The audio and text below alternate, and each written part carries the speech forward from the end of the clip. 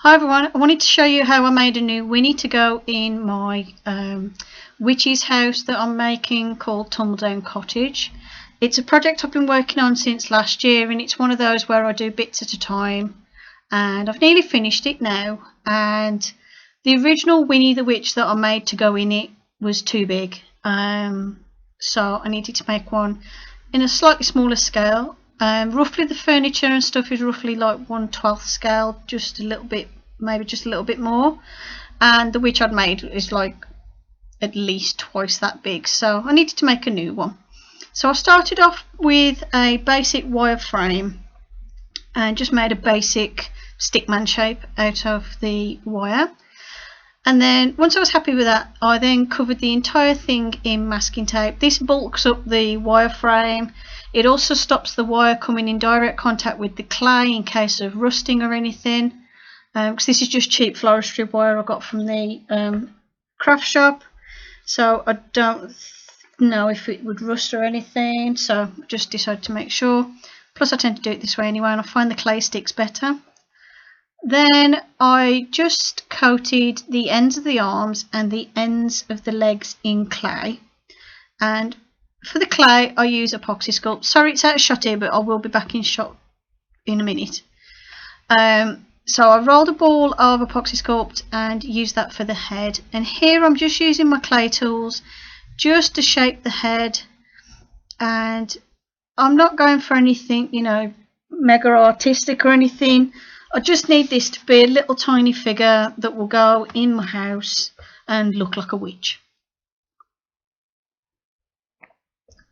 Now, I'm not a sculptor of people or anything. I normally draw people and make like miniatures, but I don't make miniature people, if you get what I mean. So this is only the second time I've made like a little miniature person out of clay.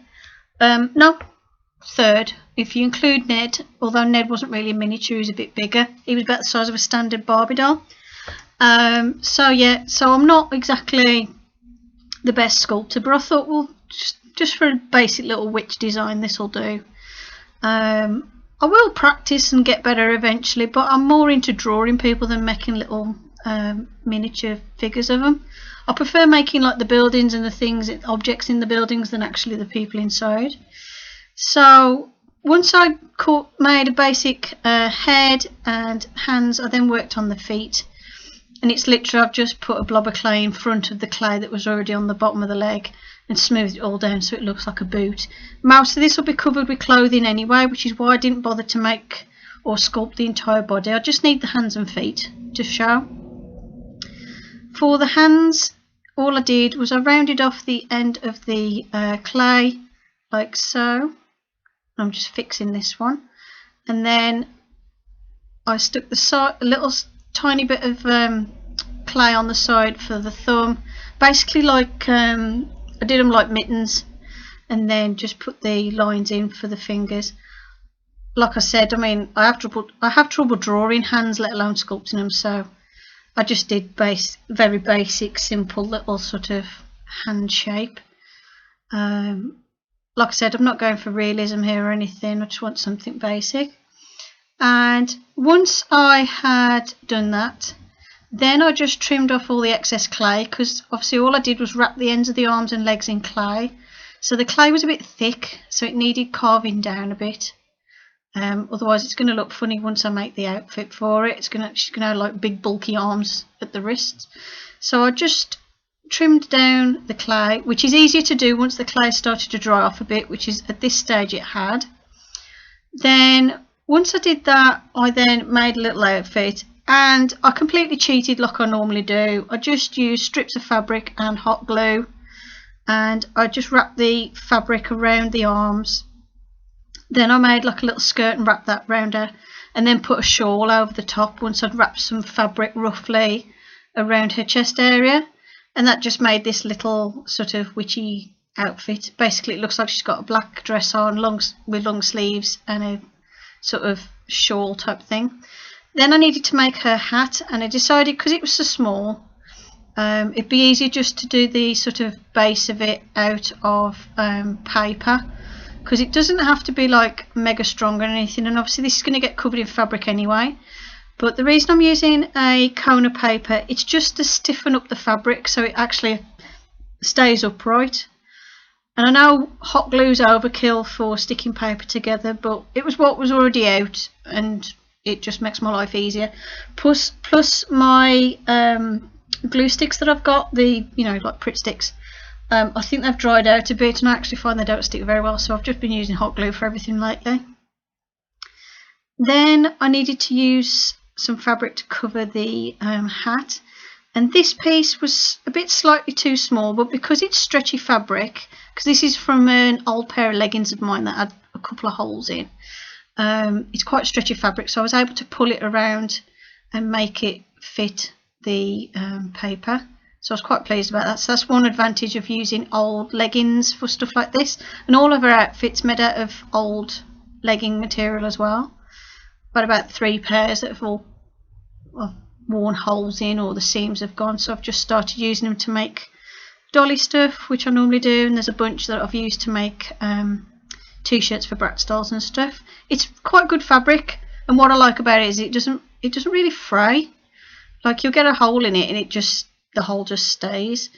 It's not really a fabric that frays, so it's quite ideal for stuff like this where you don't want to do a lot of sewing or have to worry about hemming the fabric or anything.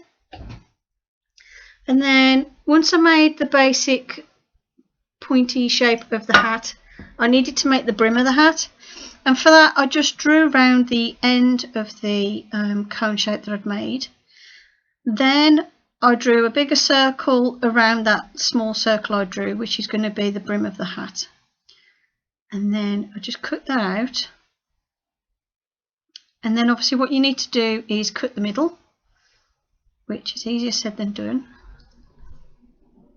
And first of all, what I was going to do was cut little slits like this, and then fold these pieces upwards and glue the top of the hat to it that way. But I decided against this in the end and just cut these all out. So that's why I wasted time here scoring the card. As I was doing it, I changed my mind, as you can see. So in the end, I just cut them all off, because all I need basically is the head to fit, and I need it to fit with the cone of the hat. So once I cut all those pieces out, then the next thing I did was cover the whole thing in fabric, which you'll see in a second once I finish cutting all the bits out. I made sure that the cone to make the main body of the hat would fit. Oh, I actually glued it first, yeah. So I filmed this a couple of days ago. So yes, what I actually did first was glue the cone to the brim of the hat, like so. And then what you'll see me do in a bit is I take a piece of fabric and I cut a hole in the middle of the fabric, and then put the cone of the hat through the fabric and glue the fabric down, and then cut round the fabric and obviously fold it underneath to cover the brim. First of all, I was going to do it in little strips, and then decided no, that's going to be weird and it's going to leave lots of little like spaces and lots of funny angles and stuff. So I decided what to do, as you can see, is cut a bigger piece of fabric, cut a hole in that, and just do it that way.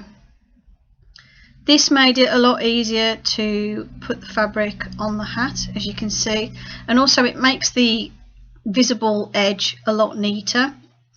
And if you're wondering what's on my desk, by the way, I put a picture of my channel logo under the glass on my desk. I was thinking it's a way of making sure that my name's in frame if I ever forget to like put Fum's Musings on the video or anything in the titles, but I changed my mind in the end. I found that too distracting.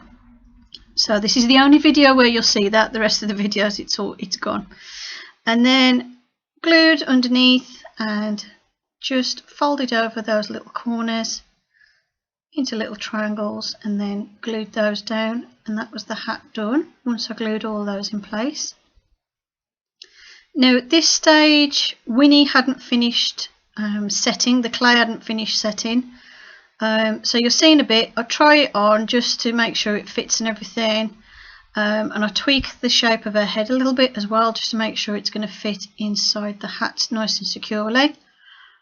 But I didn't stick it on at this stage because obviously, you know, the clay hadn't set and I hadn't painted it yet either. And also I needed to make sure that there's room where the head meets the hat for a little bit of hair. And what I decided to do in the end is, for the hair, I glued the hair to the hat and then glued the hat to the figurine once I'd painted it. And here I'm just fixing the nose because I'd accidentally dropped her and squished her nose flat, so I'm just fixing that as well. And then once she was painted and once she had hair, she looked like this. As you can see, just a very basic little figure. Her one eye's white because I decided she's blind in one eye, in case you're wondering. And the other eye is black because she's got black eyes. That's just how Winnie is. What I like about this figure is that it's posable. Not, you know, mega, but you know, you can pose her.